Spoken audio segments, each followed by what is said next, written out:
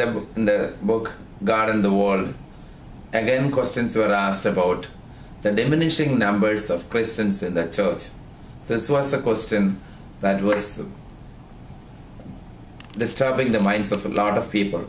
In Europe, those who practice the faith are becoming few in number. So is there any concern on the part of the cardinal with regard to the loss of numbers?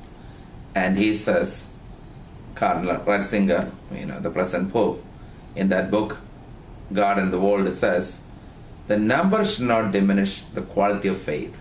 It's not the number that is important, it's the quality of faith. This consciousness of not being a closed club, but of always being open to everyone and everything, is an inseparable part of the church. And he notes there again, we will have to be missionaries above all, in the sense that we keep before the eyes of the society those values that ought to form its conscience. So every Christian is asked to be a missionary. It's only in that way we can keep the faith alive in the midst of our community, midst of our country.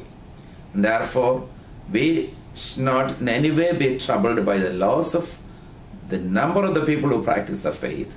We should be concerned how we are powerful enough in conveying the depth of our faith to the people who live around us.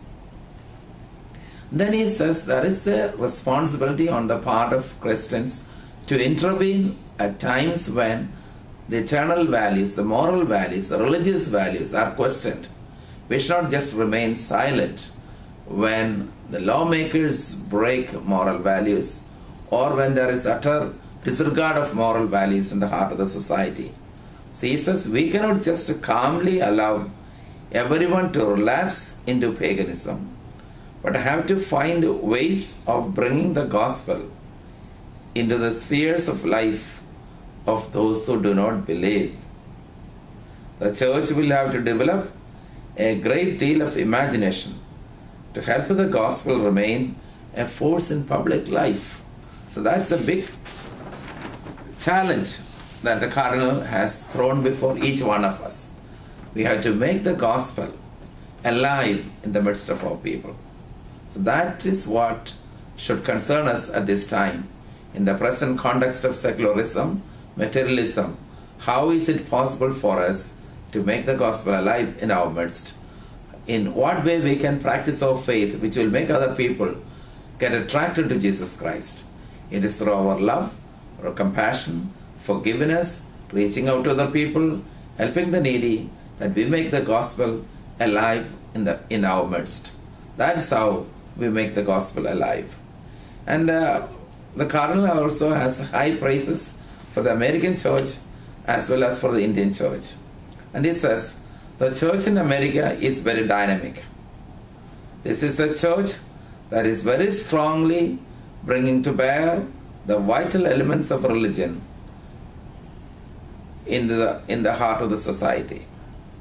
This is a church that takes great responsibility in society through her considerable system of education and through her hospitals. So he praises the contribution of the American church to the society, especially to the American society, and then praises its dynamic effectiveness in bringing to the fore of the people many of the issues and challenges that face a good religious believer.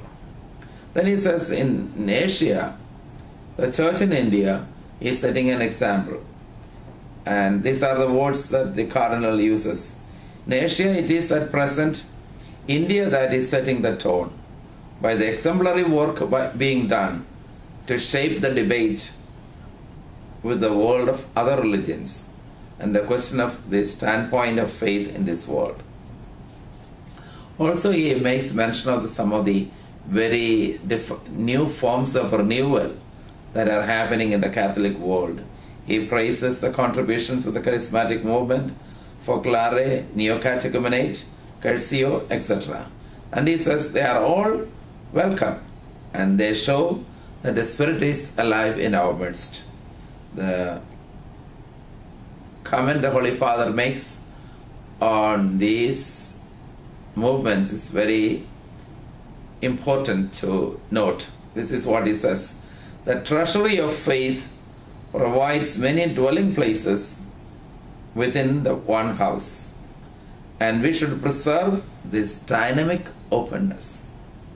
It's important. It is very important to note what the Cardinal has said. It is important to preserve this dynamic openness. We have to always open the doors of the Church to these new movements which reflect the presence of the Holy Spirit in a powerful way in our midst.